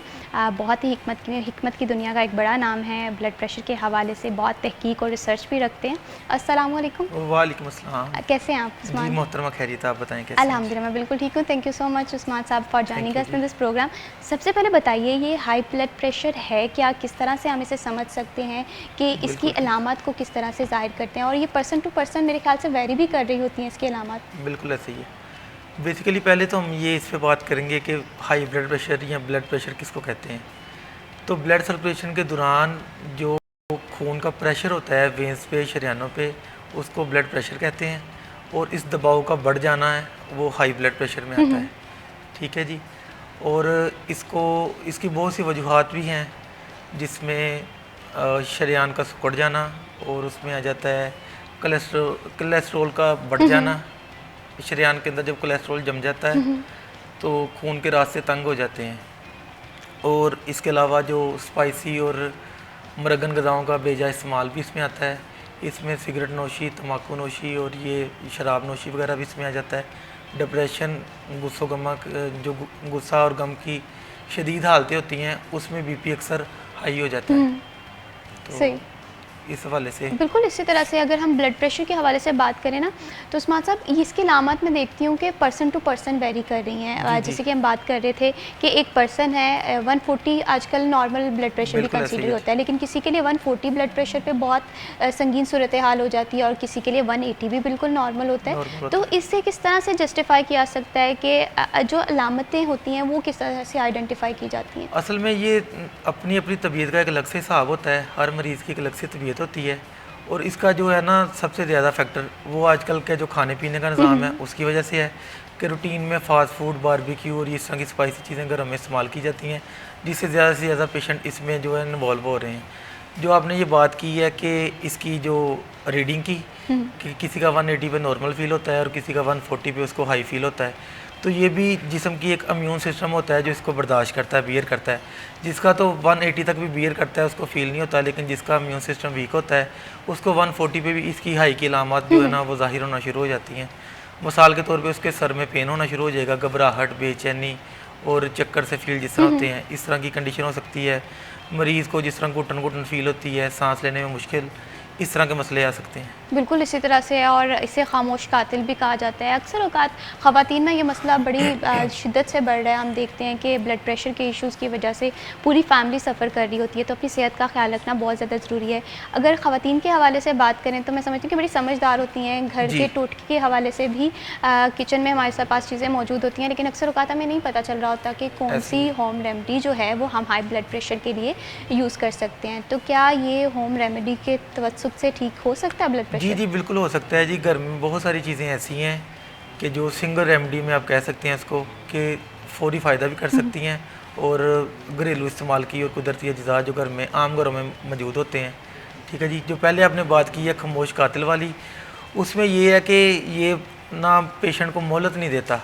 एकदम से बीपी हाई हुआ है, उसको ब्रेन हेमरेज हो सकता है, उसको फालिज का अटैक हो सकता है, उसका पैरालाइज हो सकता है, वन साइडेड। ठीक है जी। उसके अलावा उसका जो है वो मतलब किसी किस्म की मजबूरी भी आ सकती है ब्रेन हेमरेज की वजह से। जब वो खून कोई शरीयान फटती है और ब्रेन में जम जाती है, उसके बाद जिस्म का कोई भी हिस्सा है वो मफलूज हो सकता है। तो इस तरह ये मोहलत नहीं देता, ये बंदे को कुछ ही मिनटों में कहते हैं कि मौत के घाट उतार देता है। तो इसलिए इसको नज़रअंदाज नहीं करना चाहिए।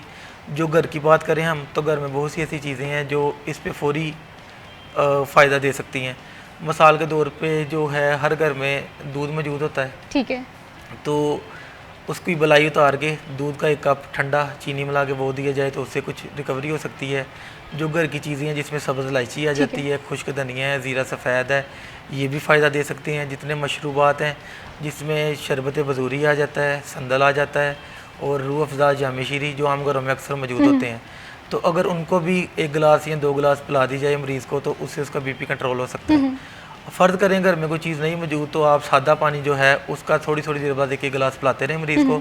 उससे ये होगा कि मरीज़ को 1-2 बार यूरिन पास करेगा। यूरिन पास करने से उसके जो बीपी का लेवल है अब से वो डाउन होना शुरू हो जाएगा। एक चीज़ ये है कि जिन्हें ब्लड प्रेशर का इशू रहता है वो घर में ब्लड प्रेशर मशीन लाजमी रखें, और ये मॉनिटर करना बहुत ज़्यादा ज़रूरी होता है, क्योंकि अक्सर हम देखते हैं कि हम इस चीज़ में लापरवाही कर लेते हैं कि कोई बात नहीं, ब्लड प्रेशर का इशू है, मेडिसिन नहीं लेते हैं या घरेलू टोटके भी उस तरह से इस्तेमाल नहीं कर रहे होते हैं। तो ये चीज़ें रखना बहुत ज़्यादा ज़रूरी है। बिल्कुल ऐसे ही है, लेकिन इस हवाले से थोड़ा सा आपको ये क्लियर करता जाऊँ कि जो डिजिटल मशीन्स आती हैं उसको बीपी चेक करने की, उसमें कुछ चाइनीज़ कंपनी और कुछ इस तरह की कंपनीज होती हैं जिसका रिज़ल्ट कोई इतना एक्यूरेट नहीं होता। तो किसी भी अच्छी कंपनी की मशीन घर में रखें ताकि जिसको आपकी रीडिंग है वो एक्यूरेट आए, ताकि उस हिसाब से बर वक्त उसका इलाज किया जा सके। अगर करीब कोई क्लिनिक, डॉक्टर या कोई हॉस्पिटल मौजूद है तो जो बीपी के पेशेंट हैं उनको चाहिए कि वहाँ पे जाके वक्फे से अपना बीपी चेक करवाते रहें, ताकि उनको पता हो कि उनका बीपी किस लेवल पे जा रहा है और उसकी एहतियाती तदाबीर जो है वो साथ साथ इस्तेमाल करते रहें। बिल्कुल एहतियात हाँ बहुत करना बहुत ज़्यादा ज़रूरी है, हाई ब्लड प्रेशर हो या लो ब्लड प्रेशर हो, बल्कि सेहत के मामले में तो कंप्रोमाइज़ होता ही नहीं है। उस्मान बिल्कुल साहब ऐसे कुछ ही। जिसे कहते हैं रेमडीज़ भी हमारे पास मौजूद हैं, कुछ जैसे ज़ीरा है, ये सारी चीज़ें, इसके हवाले से हमें थोड़े से बताइएगा कि ये हम किस तरह से इस्तेमाल कर सकते हैं, किस तरह से इस्तिफ़ादा हासिल कर सकते हैं, क्योंकि किचन में आइटम्स मौजूद होती हैं, ये हमारी समझदारी के हवाले से है कि हम किस तरह से इसे यूज़ कर सकते हैं। अभी बिल्कुल हमारे ऐसा ही पास मौजूद हैं कुछ ये जड़ी बूटियाँ हैं, जी बिल्कुल। ये वन बाय वन बताइएगा जी किस मैं किस बताता तरह से हूँ हम जी। असल इस्तेमाल में कर ये सकते जो हैं। हमारे घर में कुदरती चीज़ें मौजूद होती हैं ना, अगर हम इसके फ़ायदों को समझें तो हम इनसे बहुत ज़्यादा फ़ायदा उठा सकते हैं, क्योंकि दौर कदीम में आपने देखा है कि सिर्फ जड़ी बूटियों से इलाज करते रहे हैं सारे जो हुक्म हज़रात थे या कुछ घर के बड़े थे जो घरेलू टोटके इस्तेमाल करते थे। उसमें कुछ चीज़ें मैं आपको एक रेमेडी आपके लिए लेके आया हूँ जो कि बहुत ही अच्छी रेमेडी है, और ये समझ लें कि हमारी ये मामूल मतलब है, अरसा दराज से मैं और मेरे बुज़ुर्ग हम इसको बना रहे हैं सही। और मरीज़ों को इस्तेमाल करवा रहे हैं, जिसके बहुत अच्छे नतीजे हासिल हो रहे हैं। तो वो वन बाई वन मैं आपको दिखा भी देता हूँ ताकि आपको पहचान भी हो जाए। और ये इंतहाई सस्ती और आसान सी रेमेडी है, इसमें 5 अच्छा। चीज़ें हैं सारी, और आपको बासानी बाज़ार से ये मिल सकती हैं। सही। तो इसमें जो पहली चीज़ है वो इसको गुल रानी बोलते हैं। ठीक है। ठीक है, मैं अपने नाज़रीन को ये बता दूँ कि ये अक्सर जो पंसार शोर हैं वहाँ से जो सुर्ख कलर के फूल मिलते हैं आपको, वो असल में वो मज़ारों और कब्रों के लिए ठीक रहती हैं, जो दवाइयाँ हैं उनमें वो नहीं ठीक डलते। है। तो पंसार वाले अक्सर जब आप उनको गुल बोलते हैं तो वो वाले फूल उठा के दे देते हैं, हमने वो नहीं लेने, ठीक है। हमने ये वाले फूल लेने हैं। इसको गुल रानी बोलते गुल हैं। रानी। इसकी रंगत आप देख सकते हैं कि जिस तरह स्किन सी और हल्की हल्की गुलाबी माइल होती है। ठीक है। एक हमारी ये चीज़ हो गई जी। इसके बाद दूसरी चीज़ हमारे पास आती है, इसको हम बोलते हैं छोटी चंदन, ठीक है। और इसको असरोल बुट्टी भी कहते ठीक है, हैं। असरोल। ये भी आम पंसार की दुकान से आपको बासानी और सस्ती सी मिल जाएगी। ठीक है जी। बिल्कुल सही। इसमें तीसरी चीज़ हमारी आती है, वो है जी संदल की लकड़ी। ठीक है। ठीक है, इसके हवाले से भी थोड़ा सा बताता चलूँ कि अक्सर पंसार वाले जो इमारती आम लकड़ी होती है उसको काट के उसके पीसेस बना के वो भी फ़रोख्त करते हैं, लेकिन जो असल जो है वो आप संदल जहाँ से भी आप ख़रीदें संदल की लकड़ी, उसकी असल की पहचान करके लें। असल की पहचान ये होती है कि ये एक थोड़ी सख्त मिजाज की लकड़ी होती है और इसकी एक बड़ी बेहतरीन सी खुशबू होती है। ठीक है। तो जब भी लें इस चीज़ का खास ख्याल रखें कि संदल की जो लकड़ी है वो असल वाली चाहिए। चौथी चीज़ हमारे पास आती है सब्ज़ इलायची, जो कि हर आम घर में मौजूद होती है, किचन की यूज़ की चीज़ है बिल्कुल। और खुश जायका और खुशबूदार चीज़ है। तो चौथी चीज़ हमारे पास ये आती है। और जो पांचवी चीज़ है, ये इसको कशनीज़ खुश्क कहते हैं, जिसको घरेलू ज़ुबान में हम इसको खुश्क धनिया भी कहते हैं। सही। तो ये जो रेमेडी मैं आपके लिए लेके आया हूँ, ये सारी चीज़ें हमने बराबर वज़न लेनी है। ठीक है। बराबर वज़न लेके इसको मिक्सी में ग्राइंड कर लें या घर में हवा दस्ते के साथ इसको ठीक बारीक है। कर लें। इसका सफ़ूफ बना के घर में रख लें।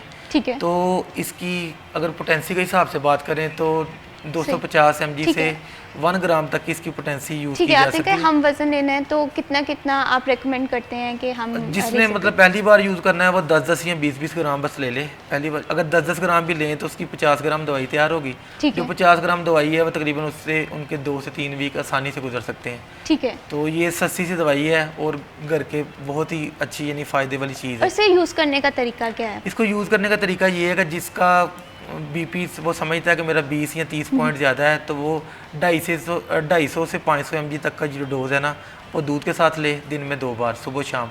अगर जिसका इससे ज़्यादा हाई होता है, फॉर एग्जांपल 180 या 200 तक जाता है, तो वो इसका 1 ग्राम तक की डोज जो है वो ले सकता है ठंडे दूध के साथ। ठीक है, किसी तो भी टाइम, चाहे मॉर्निंग है, मॉर्निंग में और इवनिंग में 2 टाइम में ले, ताकि बीपी कंट्रोल होगा। और बहुत ही अच्छी रेमेडी है, जो पहली डोज से इससे इंशाल्लाह बीपी कंट्रोल होना शुरू हो जाएगा। देखेंगे इससे सिर्फ बीपी कंट्रोल नहीं होगा, इससे मैदे के अमराज, जो जिगर के अमराज हैं, मैदे की गर्मी और ये यूरिन आउटपुट में रुकावट, पेशाब जलन के साथ आना, जो इस तरह के मसले हैं, ये सारे इसी दवाई से वो भी ठीक होंगे इंशाल्लाह। जो घबराहट, बेचैनी, चक्कर आते हैं, जिसको तलखी महसूस होती है, इसी रेमेडी से इंशाल्लाह वो भी आपकी रिकवर होगी।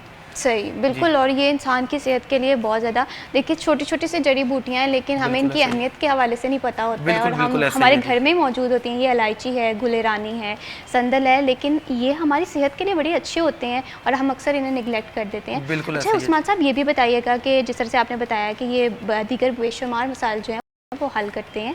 तो ये ब्लड प्रेशर को नॉर्मल करते हैं या लो पेशेंट जो ब्लड प्रेशर जिनका रहता है वो भी यूज़ कर सकते हैं कि सिर्फ हाई ब्लड प्रेशर के जिनका ब्लड प्रेशर लो रहता है वो इसको यूज़ नहीं कर सकते, और जिनका ब्लड प्रेशर हाई रहता है वो अपनी रीडिंग के मुताबिक इसकी जो पोटेंसी है, इसकी डोज है, उसको सेट कर लेंगे ताकि उनका बीपी बिल्कुल रूटीन में आना शुरू हो जाएगा। अगर इसकी ओवरडोज लेंगे तो किसी भी चीज़ की जो ओवरडोज है वो तो आपको पता है नुकसान देती है, चाहे वो हर्बल हो या किसी भी पैथी में हो, वो नुकसान ही देती है।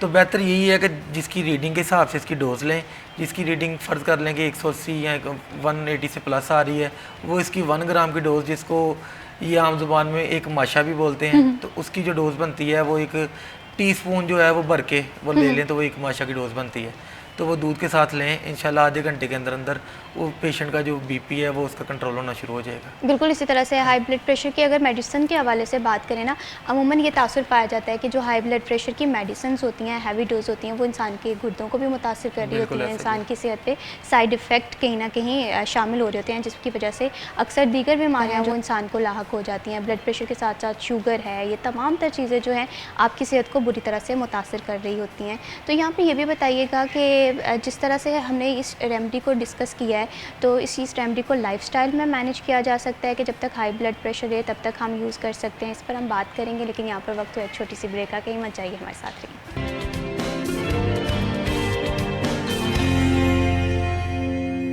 सिटी एट 10 में वंस अगेन खुश आमदीद। प्रोग्राम में बात कर रहे हैं हाई ब्लड प्रेशर के हवाले से। इंसान की सेहत अगर ठीक हो तो इंसान अपनी ज़िंदगी के तमाम तर काम जो हैं वो बेहतर तरीके से कर सकता है, लेकिन अगर इंसान की सेहत मुतासिर है तो हम देखेंगे कि हमारी जो घरेलू लाइफ है वो भी मुतासिर हो रही होती है, वर्क लाइफ है वो भी मुतासिर हो रही होती है। इन शॉर्ट आपकी ज़िंदगी के लिए सबसे ज़्यादा ज़रूरी आपकी सेहत है, और आपकी सेहत का ख्याल रखने के लिए हमने आज ब्लड प्रेशर के हवाले से एक रेमेडी डिस्कस की थी ब्रेक पे जाने से पहले। हाई ब्लड प्रेशर के हवाले से बात करें तो हमेशा यही तासुर आता है कि इसकी लाइफ के साथ साथ मैनेजमेंट होती है। अगर एक दफ़ा मेडिसिन आपने यूज़ किया तो थ्रू आउट ही आपकी ज़िंदगी के साथ साथ चलती है। उस्मान साहब, ये रेमेडी के हवाले से बताइएगा कि जैसे हमने डिस्कस किया कि ये बहुत फ़ायदेमंद है, तो क्या ये हम जब ब्लड प्रेशर हमारा नॉर्मल रहने लग जाए इसे छोड़ सकते हैं कि थ्रू आउट हमें लाइफ के साथ साथ इसे भी मैनेज करना पड़ेगा? जी, अगर तो फ़र्ज़ करें कि हमारा बीपी की जो रीडिंग है वो नॉर्मल पे आना शुरू हो गई है, तो फिर भी इसको नज़रअंदाज नहीं करना चाहिए। उसको थोड़ी थोड़ी देर बाद या कुछ दिनों में 1-2 बार रीडिंग लेते रहना चाहिए ताकि बीपी दोबारा से हमारा हाई तो नहीं हो रहा। अगर बीपी दोबारा से हाई हो रहा है तो इस रेमेडी को दोबारा से स्टार्ट करें। और अगर आपको लगता है कि ये रेमेडी यूज़ करने से मेरी तबीयत बिल्कुल इत्तदाल पे है, मुझे किसी किस्म का मसला नहीं हो रहा, तो इसको कंटिन्यू भी रखा जा सकता है। इसका किसी किस्म का कोई साइड इफ़ेक्ट नहीं है। इसकी सबसे बड़ी खूबी ये है कि ये डायबिटिक पेशेंट जो हैं वो भी इसको यूज़ कर सकते हैं, जो हामला ख़वातीन है इसको वो भी इस्तेमाल कर सकती हैं, और इसमें उम्र की भी कोई हद नहीं है। टीनेज लोग हैं वो भी यूज़ कर सकते हैं, जो बुढ़ापे में जा चुके हैं वो भी यूज़ कर सकते हैं।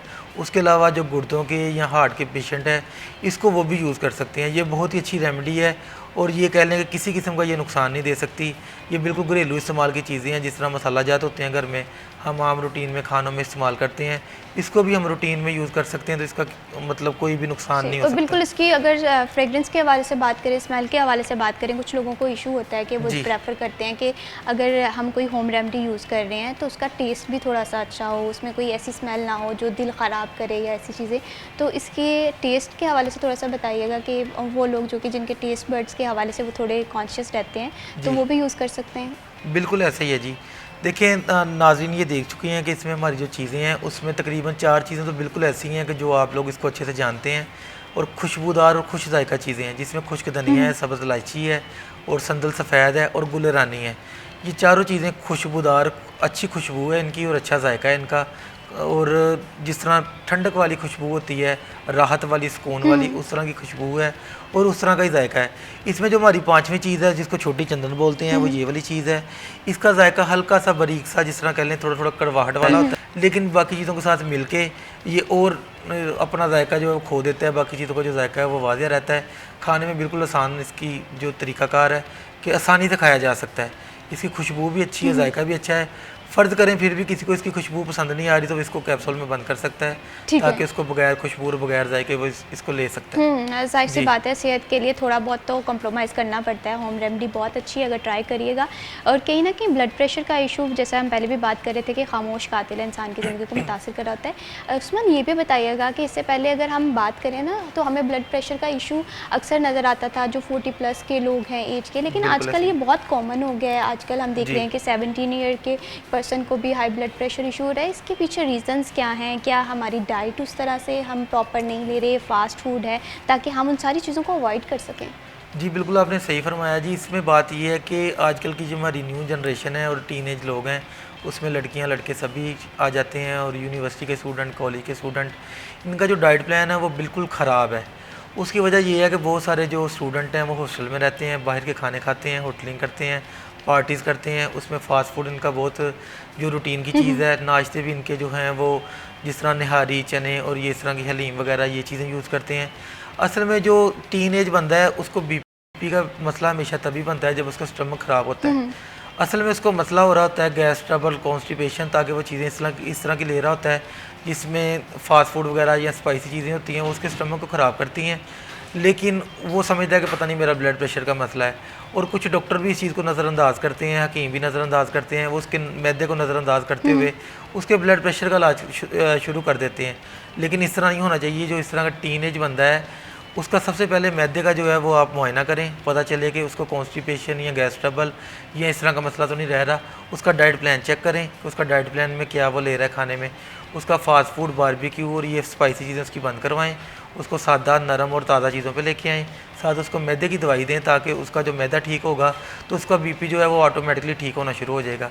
क्योंकि जब गैस ट्रबल का मसला होता है तो गैस के प्रेशर से बीपी हाई होना शुरू होता है। वो प्रेशर बेसिकली जो गैस ट्रबल का मसला होता है उसकी वजह से बन रहा होता है, लेकिन हम उसको बीपी का जो मरज़ समझ के हाई ब्लड प्रेशर का उसका इलाज शुरू करते हैं, जो कि गलत इलाज है। कोई ना कोई फैक्टर होता है कि वो लोग जो कि नींद प्रॉपर नहीं ले रहे होते हैं, लेट नाइट फ़ोन यूज़ कर रहे होते हैं, सुबह उठ के वर्जिश नहीं कर रहे होते हैं, तो क्या ये चीज़ भी हाई ब्लड प्रेशर का सबब बन रही है? जी बिल्कुल इस तरह ही है जी। क्योंकि आज की आप देख रहे हैं कि हमारे जो पहले के दौर में थे, जो हमारे बड़े थे, वो सुबह मॉर्निंग में फजर की नमाज़ के टाइम उठते थे, नमाज़ पढ़ते थे और अपने कामकाज में लग जाते थे।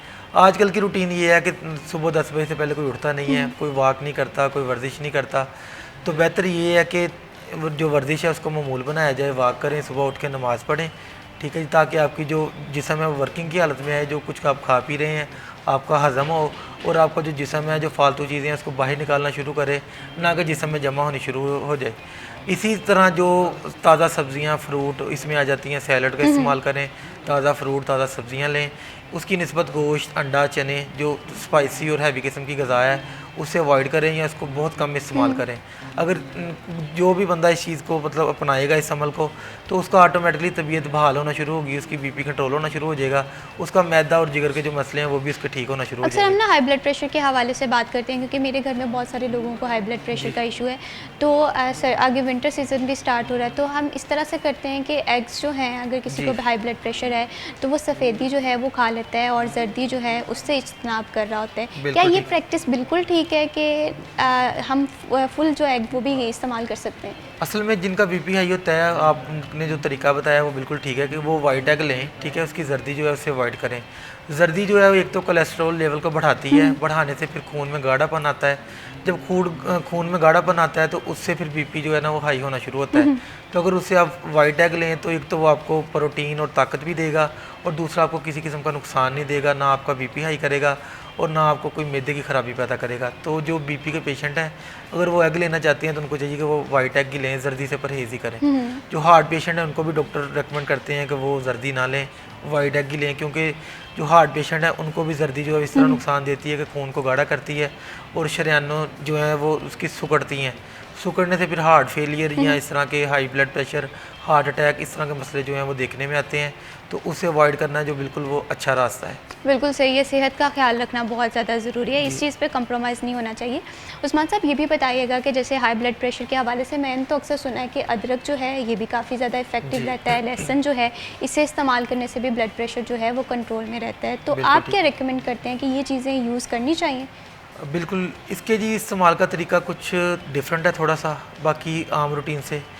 वो पेशेंट जिनका मतलब LFT ज़्यादा आता है, जिगर में गर्मी, मैदे में गर्मी रहती है, वो लोग अगर इस चीज़ को लेंगे तो वो उनको नुकसान करेगा, ठीक है। जिसका मिजाज पहले ही गर्म है, अदरक भी गर्म होता है और लहसुन भी वो गर्म मिजाज रखता है, तो अगर वो ये वाली चीज़ें इस्तेमाल करेंगे तो उनकी तबीयत मज़ीद बिगड़ सकती है। उसकी निस्बत जिनको वॉलिफ्स बंद हैं, जिनकी शरीयानें सिकुड़ चुकी हैं, कोलेस्ट्रॉल हाई है, अगर वो लोग इनको लें थोड़ी मकदार में डेली बेसिस पे, तो कुछ वक्त इस्तेमाल करने से रूटीन से ये आपको फ़ायदा भी दे सकते हैं, ठीक है। लेकिन इसकी निस्बत जो मैदे के अमराज, जिनको मैदे के मरीज़ हैं, जो जिगर के मरीज़ हैं, जिनके जिगर मैदे में गर्मी और तबीयत गर्मी वाली, मिजाज गर्मी वाला है, वो इन चीज़ों से परहेज़ करें। बिल्कुल, और हाँ, ये कहीं ना कहीं इंसान को पता चल रहा होता है कि कौन सी चीज़ उसके लिए बेहतर है एक दफ़ा इस्तेमाल करने से।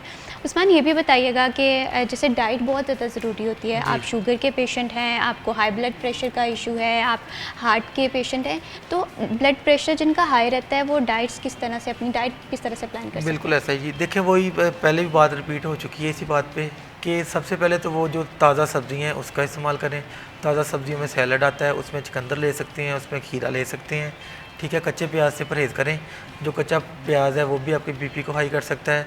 और ताज़ा सब्ज़ियों में आ जाएं, उसमें कद्दू, टिंडे, तोरियाँ, शलजम और गाजर, ये ताज़ा सब्ज़ियाँ हैं। ये ताज़ा सब्ज़ियाँ कच्ची भी खाई जा सकती हैं और इसको पका के सालन बना के भी इस्तेमाल किया जा सकता है। और जो गाजर का जूस है, अब जिस तरह विंटर सीज़न स्टार्ट होने वाला है, तो गाजर का जूस है वो हाई बीपी जो पेशेंट हैं उनके लिए बहुत सूटेबल है, वो उसको इस्तेमाल करें। गाजर का मुरब्बा ले सकते हैं, सेब का मुरब्बा ले सकते हैं, और जो बाकी स्पाइसी और जो गर्म मिजाज और खुश्क गर्म मिजाज रखती हैं चीज़ें, उनसे परहेज़ करें। मिसाल के तौर पे उसमें गोश्त आ जाता है, उसमें अंडा आता है, उसमें बैंगन, उसमें करेले भी आते हैं, उसमें चने की दाल आती है, मसूर की दाल आ जाती है, उसमें फिर ये होटलिंग जो बाहर की चीज़ें हैं, गोश्त से बनी चीज़ें जिस तरह फास्ट फूड, बारबेक्यू, इस तरह जो शामियाँ बनती हैं वो चने की दाल से बनती हैं, बेसन से, उससे परहेज़ करें। और जो एग से बनने वाली चीज़ें हैं जिस तरह ये बर्गर वगैरह या मायनीज़ वगैरह जिसमें कच्चे अंडे इस्तेमाल होते हैं, तो उनसे अवॉइड करें, तो वो काफ़ी हद तक अपनी तबीयत को बगैर किसी मेडिसिन से अतदाल पे लेके आ सकते हैं। लेकिन अगर वो इन चीज़ों से परहेज़ नहीं करते, वाक नहीं करते, और मोस्टली हमने ये देखा है कि फ़ास्ट फूड रात में खाते हैं, साथ कोल्ड ड्रिंक पीते हैं और फ़ौरन से सो जाते हैं। एक तो हमने हैवी डाइट ली है, ऊपर से हमने उसको हज़म नहीं करवाया, और उसके हज़म करवाने के बगैर ही हम सो गए हैं। उससे एक तो हमारा बीपी जो है वो हाई होगा, हमारा मैदा है वो ख़राब होगा, और मोटापा पैदा होगा। तो इस चीज़ों से बचने के लिए हमें चाहिए कि हम सादा और जो बिल्कुल फ्रेश और ग़िज़ाइयत वाली चीज़ें हैं उसको इस्तेमाल करना चाहिए, और जो बाकी इस तरह की स्पाइसी चीज़ें होटलिंग हैं उनसे परहेज़ करना चाहिए। बिल्कुल, कोल्ड ड्रिंक के हवाले से वैसे भी सेहत के लिए ये मौसर नहीं है, लेकिन फिर भी हम इसे अपनी डाइट में शामिल कर लेते हैं, तो ये ब्लड प्रेशर भी बढ़ाती है? बिल्कुल इस तरह ही है जी, क्योंकि इसमें एसिडिटी मौजूद होती है, गैस होता है, तो गैस जहाँ भी गैस का या हवा का नाम आए वहाँ प्रेशर बनता है। तो जो हाई ब्लड प्रेशर के मरीज़ हैं, जब भी वो प्रेशर वाली जिस तरह ये कोल्ड ड्रिंक्स होती हैं, इसमें प्रेशर होता है, किस्म का गैस होता है, तो ये ब्लड प्रेशर को बढ़ा देती हैं। इवन आपने देखा होगा अक्सर ये जो जिनका बीपी लो होता है, तो वो कहते हैं कि आप स्प्राइट पी लें या उसमें नींबू पानी पी लें या नमक डाल के पी लें, तो वो भी यही काम करता है कि उनका जब बीपी लो होता है, स्प्राइट पीने से जिस्म में जो हवा और गैस की मकदार है वो बढ़ जाती है, वो उसके बीपी के प्रेशर को तेज़ कर देता है। तो इस वजह से वो बीपी को हाई करता है। जो हाई ब्लड प्रेशर के पेशेंट हैं उनको चाहिए कि वो जो कोल्ड ड्रिंक है उससे भी परहेज़ करें। अगर बहुत मजबूरी है, कहीं गेस्ट गए हैं या घर में पीनी ज़रूरी है, तो उसमें थोड़ा पानी ऐड करें ताकि वो ज़्यादा आपको नुकसान ना दे। कोल्ड ड्रिंक तो वैसे भी सब लोग जानते हैं कि ये गुर्दों पे भी असरअंदाज होती है। जो गुर्दों के मरीज़ है ख़ास तौर पे, वो सख्ती के साथ परहेज़ करें ताकि उनका जो यूरिन का निज़ाम है वो ठीक हो, यूरिन आउटपुट बिल्कुल प्रॉपर हो। जिसका यूरिन आउटपुट ठीक नहीं है उसका बीपी भी हाई रहना शुरू होता है। तो जैसे जैसे यूरिन का आउटपुट ठीक होना शुरू होता है, बिल्कुल इसी तरह से अपनी सेहत का ख्याल रखना बहुत ज़्यादा ज़रूरी है। हमारे साथ एक कॉलर मौजूद है। अस्सलाम वालेकुम। अस्सलाम वालेकुम। कॉलर जो हैं वो हमारे साथ थोड़ी देर तक मौजूद रहते हैं। उस्मान, ये भी बताइएगा, जिस तरह अभी आपने बताया कि हाई ब्लड प्रेशर और लो ब्लड प्रेशर जो है ये दोनों इंसान की ज़िंदगी के लिए जानलेवा है, तो हमें किस तरह से पता चलता है कि अलामत ज़ाहिर सी बात है ज़ाहिर होना शुरू हो जाती हैं। तो बेसिकली मेरा क्वेश्चन ये है कि हाई ब्लड प्रेशर और लो ब्लड प्रेशर के हवाले से जो मसाइल हैं ये भी बहुत ज़्यादा जानना है। अपनी सेहत का ख्याल रखें और जितना ज़्यादा हो सके आप अपने मॉर्निंग वॉक पे ध्यान दें, अपने लाइफस्टाइल पे ध्यान दें, ताकि आपकी जो सेहत है वो काफ़ी ज़्यादा बेहतर दिखाई दे। बहुत शुक्रिया उस्मान साहब आप for joining us in this programme. I hope so कि आपके लिए हमारा ये सेगमेंट इन्फॉर्मेटिव भी रहा हो, आपने तमाम तर चीज़ें जो हैं वो नोट डाउन भी की हों और अपनी ज़िंदगी में इन्हें शामिल भी करें, ताकि आपकी सेहत के साथ साथ आपकी ज़िंदगी में भी आसानी आए। यहाँ पर वक्त हो एक छोटी सी ब्रेक का, कहीं मत जाइए, हमारे साथ रहिए।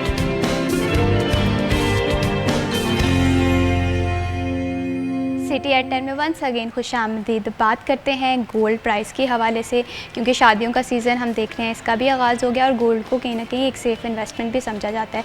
ऐसे में गोल्ड का रेट क्या चल रहा है, इसके हवाले से नॉलेज होना बहुत ज़्यादा ज़रूरी है। तो आज के गोल्ड रेट के हवाले से अगर हम बात करें, आज 1 तोला गोल्ड की जो प्राइस है मार्केट में वो 3,84,200 रुपये है और इसी तरह से 3,29,395 जो है वो 10 ग्राम की कीमत है। अगर मजमूई तौर पे देखा जाए, हम देख रहे हैं कि गोल्ड की कीमत अचानक से बढ़ी है और अभी तक इसी पे जो है कीमत पे बरकरार है। लेकिन ऐसे में एक चीज़ ये है कि गोल्ड जो है अभी भी कीमत स्टेबल है और आने वाले दिनों में ये भी सोचा जा रहा है कि शायद ये कीमत बढ़े। तो ऐसे में अवेयरनेस लाजमी होनी चाहिए और इसके साथ साथ क्योंकि इसे सेफ़ इन्वेस्टमेंट भी समझा जाता है, शादियों का भी हिस्सा समझा जाता है, तो आपको बर वक्त हम आगाह करते रहेंगे कि गोल्ड की मार्केट में प्राइस क्या चल रही है।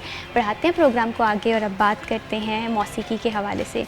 सिंगिंग को ये भी कहा जाता है कि इंसान की रूह की ग़िज़ा है और अक्सर हम जब भी डिप्रेस्ड हों या खुशी हो तो हम एक्सप्रेस करते हैं कभी अच्छे गाने से और कभी हमारा जो मूड है ये भी हमारी सिंगिंग पर डिपेंड कर रहा होता है, मौसीकी पर डिपेंड कर रहा होता है। तो ऐसे में अच्छे सिंगर्स होना और एक क्वालिटी म्यूज़िक होना बहुत ज़्यादा मैटर करता है और फैसलाबाद इस वजह से काफ़ी ज़्यादा खुशकिस्मत है कि यहाँ पर बहुत बड़े सिंगर जो हैं वो इस शहर का हिस्सा रहे हैं। और आज जो हमारे साथ एक गेस्ट मौजूद हैं वो भी फैसलाबाद का नाम जो है वो दीगर सिटी में रोशन कर चुके हैं, सिंगिंग की दुनिया का एक चमकता हुआ सितारा है।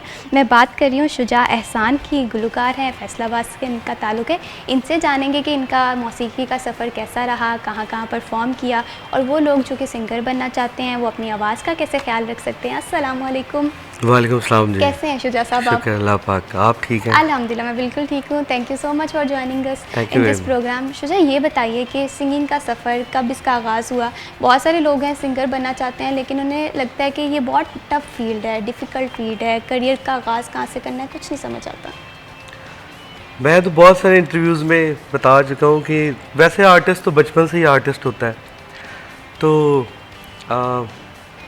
बाकी मुश्किल होता है ये थोड़ा। इसमें सिर्फ ये है कि कंसिस्टेंट रहना पड़ता है कि आपको बहुत सारी डिफ़िकल्टीज़, बहुत सारा क्रिटिसिज्म फेस करना पड़ता है आपके सराउंडिंग्स में या फैमिली से। कुछ भी ऐसा आपके इन्वायरमेंट में कुछ ऐसा म्यूज़िकल लोग नहीं होते जैसे आप जो आपको डिस्करेज कर रहे होते हैं, तो आपको उन सब से फाइट करके आगे अपने गोल की तरफ बढ़ना होता है। जो भी अपना एक टारगेट सेट किया है उसकी तरफ चलते रहें, थोड़ा कंसिस्टेंट रहें तो इंशाल्लाह अच्छा हो जाएगा। मैं भी इसी काम में लगा हूँ।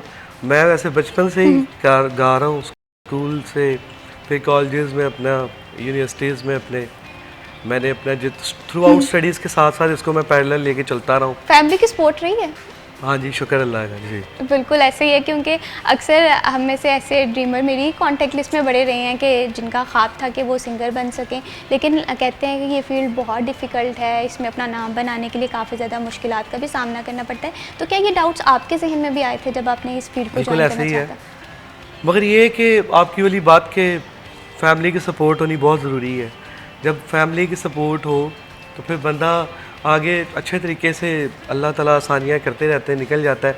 मेरे साथ भी कुछ ऐसा ही हुआ। मतलब मेरे फैमिली में सभी लोग सपोर्ट नहीं करते थे, अल्लाह ज़िंदगी करे। मेरे अब्बू, मेरे पापा जी, उन्होंने मुझे सपोर्ट किया हमेशा कि do what ever you want, बस आप स्टडीज़ अपनी कंप्लीट करो। तो शुक्र अल्लाह का मैंने अपना बिज़नेस स्टडीज़ में मास्टर्स भी कर लिया। मगर ये कि वो लकीली अल्लाह का शुक्र ये हुआ कि मुझे कहीं जॉब या कोई ऐसा कुछ करना नहीं पड़ा म्यूज़िक के अलावा।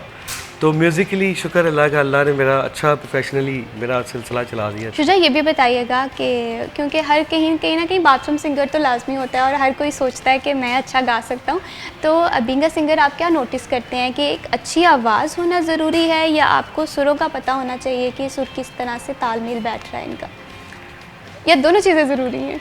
आज के दौर में तो मैं ये कहूँगा कि नसीब अच्छा होना ज़रूरी है कि बंदा, आज मैंने बहुत सारे सिंगर्स देखे हैं जिनको गाना भी नहीं आता, मगर नसीब ऐसा है कि अल्लाह पाक ने उनके बड़े अच्छे मामलात रखे हैं। मगर ऑब्वियसली आवाज़ अच्छी होनी ज़रूरी है, म्यूज़िक की सेंस, वो तो फिर आप कोई भी फील्ड है आपको उस्ताद आगे पॉलिश करते हैं, तो सारी चीज़ें होनी बहुत ज़रूरी हैं। स्पेशली किसी की दुआ पीछे होनी बहुत ज़रूरी है। नसीब आपका अच्छा होना चाहिए कि आप जिस तरफ को चलें अल्लाह आपके लिए आसानियाँ करते हैं। तो आपका इतना सा गाना भी इतना लगे लोगों को। और अक्सर ऐसे होता है कि कहीं पर गैदरिंग में बैठे हैं ना, अक्सर गेट टुगेदर में, तो सब लोग सोचते हैं कि चलो कोई म्यूज़िक की महफिल का एहतमाम किया जाए। जिन लोगों की आवाज़ अच्छी होती है, बड़ी वाह वाह हो रही होती है, और ऐसे में वो लोग भी मौजूद होते हैं जो उनसे बड़े इंस्पायर हो रहे होते हैं कि हमें भी म्यूज़िक सीखना है, हम भी गाना गा सकते हैं। तो अक्सर ट्राई ज़रूर करते हैं कि किस तरह से गाना गाया जाए। मैंने तो यूट्यूब पे बहुत ट्यूटोरियल देखे हैं कि मैं एक अच्छी सिंगर बन सकती हूँ या नहीं, but it's a different journey, बहुत मुश्किल है, आपको सुरों का तालमेल का पता होना चाहिए। तो किस तरह से एक अच्छा गुलकार बन सकते हैं, ख़ास करके वो लोग जो कि सिंगिंग में बिल्कुल न्यू हैं? कोई भी फील्ड है ना, उसमें बस आपको एक टीचर की ज़रूरत है, अच्छे टीचर की, जिससे आप सेटिस्फाई हो रहे हैं कि यार अब मतलब आपकी सेल्फ सेटिस्फेक्शन बहुत ज़रूरी है। आप उससे कुछ चीज़ पिक कर लें, कोई टीचर ऐसा अच्छा मिल जाए टैलेंटेड, जो आपके अंदर चीज़ें डाल दे। ऑब्वियसली गाना तो आप ही को है, मगर ये कि आपकी अब ब्लेसिंग्स होनी चाहिए बहुत ज़रूरी। बाकी टीचर अच्छा होना चाहिए, फिर आप अच्छे हो सकते हैं, पॉलिश हो सकते हैं। ये सारी चीज़ों, आवाज़ अच्छी होना, म्यूज़िक की सेंस होना, ये सारा कुछ एक इंसान में हो सकता है, मगर जब तक आपके पास टीचर अच्छा नहीं है तब तक आप अच्छे सिंगर नहीं हो सकते। क्या ऐसा भी मुमकिन है कि किसी की आवाज़ बिल्कुल नॉर्मल है लेकिन उसे सुर का पता है कि कहाँ पर सही तरह से सुर और ताल जो है इसका मेल होता है, तो वो लोग सिंगर बन सकते हैं या बिल्कुल, वो रियाजत करें, practice makes the man perfect. Practice के साथ कुछ भी बंदा कर सकता है। अगर उसका जहन में सुर है ना, तो वो थोड़ा प्रैक्टिस करेगा, अपनी आवाज़ को उस तरह से बिल्कुल कर लेगा आवाज़ तो अच्छा हो और जाएगा। हमारे साथ सेट पे इतनी खूबसूरत आवाज़ मौजूद है, तो शुजा मैं चाहती हूँ कि आप कुछ गाना जो है वो गुनगुना के सुनाएं हम लोगों को। श्योर। जी प्लीज़। मुख मोड़ न यारदा कम नहीं, यारी तोड़ न प्यार दा कम नहीं, यारी तोड़ न प्यार दा कम नहीं, तेरे नाल मैं मरांगी रांझिया वे, तेरे नाल मैं मरांगी रांझिया वे, जिवें कवेंगा करांगी रांझिया वे, जिवें कवेंगा करांगी रांझिया वे, दम नाल दम परांगी रांझिया वे, दम नाल दम परांगी रांझिया वे, जिवें कवेंगा करांगी रांझिया वे।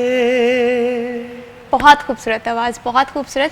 और इस सॉन्ग की मुझे लिरिक्स भी बहुत प्यारी लगती हैं। अगर हम देखें ये ना, आजकल शुजा, ट्रेंडिंग में है। आजकल ट्रेंडिंग में भी है, और आजकल के दौर में ना क्वालिटी सॉन्ग बनना बंद हो गए हैं। हम देखते हैं कि ऐसे ही लिरिक्स है। में वो एक होता है ना, एक रूह की रवानी होती है, आप कुछ गाना सुनते हैं वो बहुत लॉन्ग टर्म चलते हैं। तो आजकल की म्यूज़िक में मैं वो चीज़ मिसिंग देख रही हूँ। ऐसे ही है, 99% ऐसे ही है आपकी वाली बात के आजकल वो गाने, क्योंकि आप देखें किसी भी गाने की ज़िंदगी 1 महीने से ज़्यादा नहीं है। आज भी हम अपने 90s के सॉन्ग सुनते हैं, जब अपने हमारे चाइल्डहुड के, तो आज भी हमें उसी तरह बिल्कुल से 90s के सॉन्ग्स की जो attract लिरिक्स करते हैं वो बहुत ज़्यादा अट्रैक्ट भी कर रही होती हैं, और आज भी मेरी प्लेलिस्ट में तो 90s के सॉन्ग्स मौजूद होते हैं। शुजा कौन कौन से गानों को प्रेफर करते हैं, उनका म्यूज़िक टेस्ट किस तरह से है, गले की ख्याल किस तरह से रख सकते हैं, आवाज़ किस तरह से बेहतर बना सकते हैं, ये जो सवालात हैं ये आपके जहन में भी आ रहे होंगे। इनके जवाब हम शुजा से जानेंगे, लेकिन एक ब्रेक के बाद। कहीं मत जाइए, हमारे साथ रहिए।